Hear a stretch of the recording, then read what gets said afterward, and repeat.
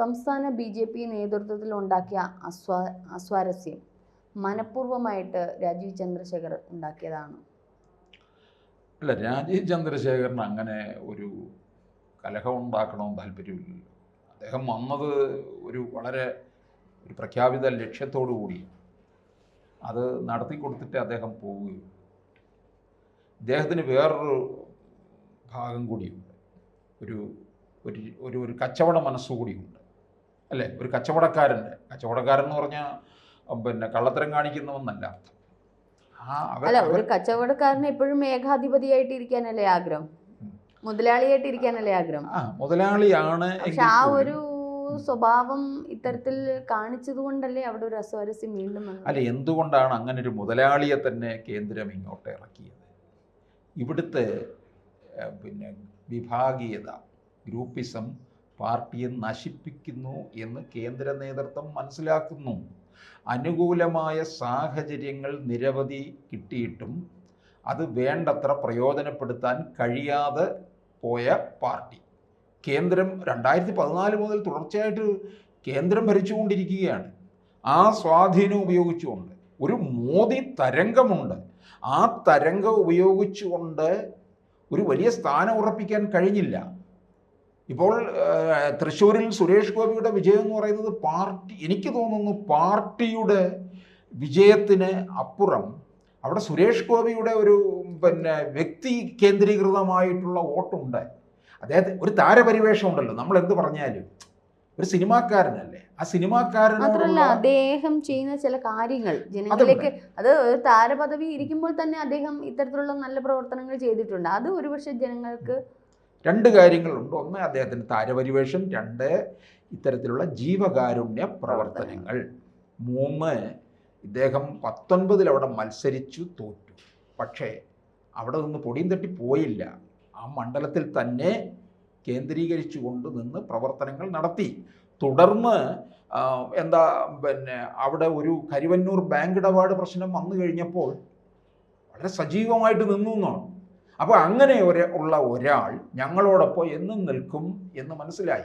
അവിടുത്തെ ക്രൈസ്തവരെ മുഴുവൻ ചേർത്ത് നിർത്തി.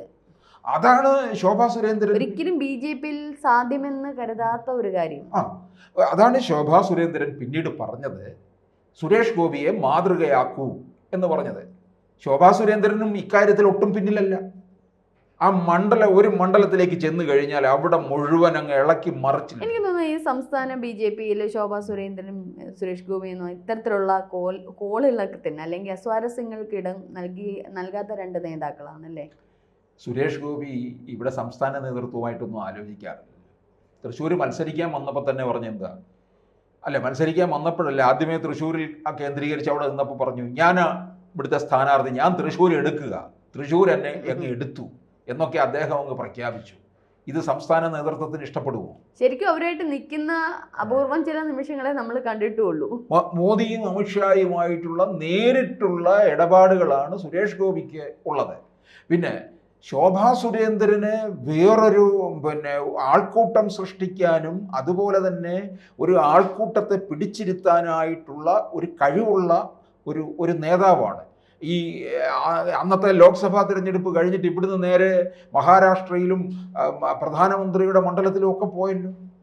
എന്തൊരു വൈബ്രൻ്റ് ആയിട്ടല്ലേ നിൽക്കുന്നത്. അപ്പോൾ അതൊക്കെ അങ്ങനെയുള്ള നേതാക്കന്മാരെയാണ് ആവശ്യം. ആ മണ്ഡലത്തിലേക്ക് ഈ ആലപ്പുഴയിൽ മത്സരിച്ചപ്പോൾ തന്നെ എന്താണ് പറഞ്ഞത്, അവിടെ സ്ത്രീകളോട് പറഞ്ഞു, സ്ത്രീകൾക്ക് വേണ്ടതായ പല പദ്ധതികളും പ്രധാനമന്ത്രി പാക്കേജിലുണ്ട്, ഇത് നിങ്ങളൊന്നും അറിയാതെ പോകുന്നു. കുട്ടികൾക്ക് വേണ്ടത്, നിങ്ങളുടെ ഈ നാട്ടിലെ കുട്ടികൾക്ക്, പെൺകുട്ടികൾക്ക് ഉപരിപഠനം വേണ്ടേ? ഇത് ബി.ജെ.പി. പലപ്പോഴും കേരള ഘടകത്തിന് പറ്റുന്ന ഒരു പരാജയം എന്ന് പറയുന്നത്, നിരവധി കാര്യങ്ങളുണ്ട് പ്രധാനമന്ത്രിയുടെ പദ്ധതികൾ, ഇത് ജനങ്ങളിലേക്ക് എത്തിക്കുന്നതിൽ കേരള ഘടകം പരാജയപ്പെട്ടു പോയിട്ടുണ്ട്. എത്തെല്ലാം പദ്ധതികളുണ്ടെന്നറിയാം. മാത്രമല്ല, അവരതിന് പ്രാധാന്യം കൊടുക്കാതെ, അവർക്ക് കുറച്ച് ഫണ്ട് മാത്രം മതി. ഇങ്ങനെയുള്ള ചില കാര്യങ്ങൾക്ക് ജനക്ഷേമത്തിനും പ്രാധാന്യം കൊടുക്കുകയോ ഇത്തരത്തിൽ പദ്ധതികളുണ്ട് എന്നുള്ളത് കൂടി ജനങ്ങളെ അറിയിച്ചിട്ടില്ല. ജനങ്ങൾക്ക് അറിയില്ല. ഈ ജന്മഭൂമി എന്ന് പറയുന്ന പത്രം ബി.ജെ.പിയുടെ അല്ലേ, അതിനകത്തൊരു കോളം കൊടുക്കണം ദിവസവും. പ്രധാനമന്ത്രിയുടെ വായ്പാ പദ്ധതികൾ, ജനൻ ടി വി ഇവരൊക്കെ എന്താ ചെയ്യുന്നത്? ചുമ്മാ കുറച്ച് പിന്നെ അളിഞ്ഞ കുറേ ചർച്ചയും നടത്തി ഇരിക്കും.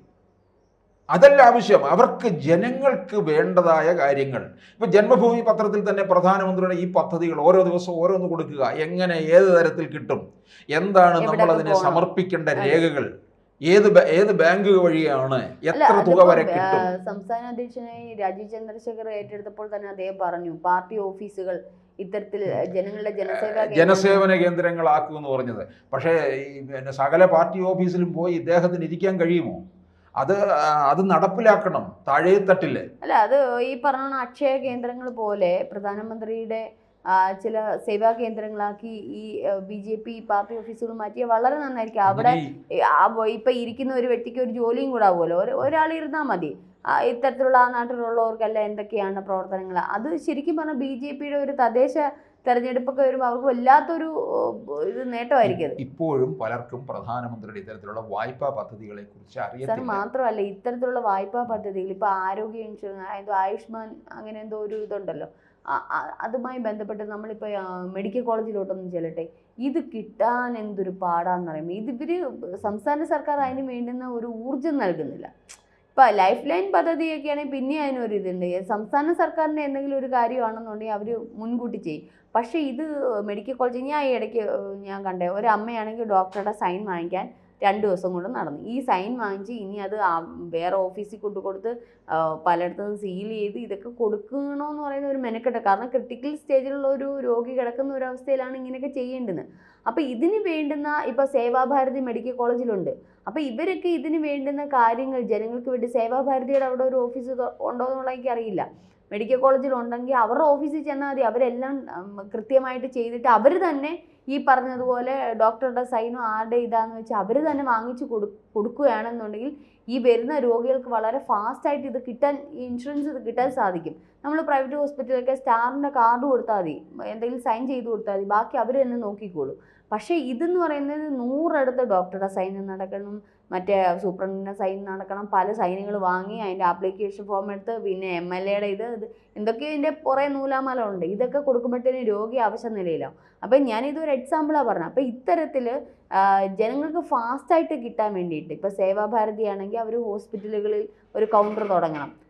അതിനോടൊപ്പം തന്നെ BJPയുടെ ഓരോ ഈ പറഞ്ഞുകൊണ്ടുള്ള പാർട്ടി ഓഫീസുകളിൽ ഈ കൗണ്ടർ, അക്ഷയ കേന്ദ്രം പോലുള്ള കൗണ്ടറുകൾ തുടങ്ങിക്കഴിഞ്ഞാൽ പെട്ടെന്ന് ജനങ്ങൾക്കൊരു എന്താണ് കേന്ദ്രം ചെയ്യുന്നതെന്നുള്ള ഒരു അവയർനെസ് കിട്ടുക മാത്രമല്ല, BJP പറഞ്ഞതുപോലെ കേരളത്തിൽ ഒരു താമരയല്ല പല താമരകൾ വിരിയിക്കും. അല്ല, ഇതൊരു വലിയ മാസ്റ്റർ പ്ലാൻ പിന്നെ രാജീവ് ചന്ദ്രശേഖരൻ്റെ കൈവശമുണ്ട്. ഇപ്പോൾ തന്നെ ഈ ഓരോ ജില്ലകളെ 3ആയിട്ട് തിരിച്ചു. കേരളത്തിൽ 14 ജില്ലകളെ, പക്ഷേ BJP അതിനെ 30 ജില്ലകളാക്കി മാറ്റി. ഒരു വലിയ ജില്ലകളിൽ 3 പ്രസിഡന്റുമാരെ ഒക്കെ വെച്ചത് എന്തിനു വേണ്ടിയാണ്? ഈ താഴെത്തട്ടിലേക്ക് ഈ പ്രവർത്തനങ്ങൾ ഇറങ്ങിച്ചെല്ലാൻ വേണ്ടിയാണ്. ഇവിടെയൊക്കെ കാര്യങ്ങൾ ഒന്നുകൂടെ സുതാര്യമാക്കുകയാണ് ചെയ്യുന്നത്. ലോക്സഭാ തെരഞ്ഞെടുപ്പിൻ്റെ കണക്കനുസരിച്ച് 11 ഇടങ്ങളിൽ, 11 നിയമസഭാ മണ്ഡലങ്ങളിൽ ഇവർ മുൻപിൽ നിൽക്കുന്നുണ്ട്. 9 ഇടങ്ങളിൽ, 9 മണ്ഡലങ്ങളിൽ 2ാം സ്ഥാനത്ത് നിൽക്കുന്നുണ്ട്. ഈ 2ാം സ്ഥാനത്ത് നിൽക്കുന്നത് വലിയ വ്യത്യാസമൊന്നുമില്ല 1ാം സ്ഥാനവുമായിട്ട്. ഒരു 2000, 5000 ഇടയിൽ നിൽക്കുന്നതാണ്. ഇത് പ്രവർത്തനം ശക്തിപ്പെടുത്തി കഴിഞ്ഞാൽ അവിടെയും വിജയം വരിക്കാം. ഇനി അതല്ല, 1ാം സ്ഥാനത്ത് നിൽക്കുന്ന നിയമസഭാ മണ്ഡലങ്ങൾ അത് നിലനിർത്തണം. കാരണം 2024 കഴിഞ്ഞ് 2026 എത്തുമ്പോഴേക്കും ഇനിയുമുണ്ട് 7-8 മാസം ബാക്കി നിൽക്കുകയാണ്. ഇതിനിടയ്ക്ക് പല സംഭവ വികാസങ്ങൾ ഉണ്ടാകും. പ്രവർത്തനം ശക്തിപ്പെടുത്തണം. ആ ശക്തിപ്പെടുത്തലിന് ആക്കം കുറയ്ക്കുന്ന തരത്തിലേക്ക് ഇവരുടെ വിഭാഗീയതയും രൂക്ഷ വിമർശനവും ഒക്കെ പോയി കഴിഞ്ഞാൽ പാർട്ടിക്ക് ഉള്ള നിലനിൽപ്പ് കൂടി ഇല്ലാതാകും. ഇത്തവണ ഏറെ പ്രതീക്ഷ വെച്ച് പുലർത്തുന്നുണ്ട്. 2026 അധികാരം പിടിക്കുമെന്നല്ല, 31 നോട്ടമിട്ടിരിക്കുന്നത്. അപ്പോഴത്തേക്ക് മറ്റ് 2 മുന്നണികളും ഇല്ലാതായി പോകുന്ന ഒരവസ്ഥ ഉണ്ടാകും. വിഭാഗീയത ഒഴിവാക്കുക എന്നുള്ളതാണ് ഇതിനകത്ത് പ്രധാനം.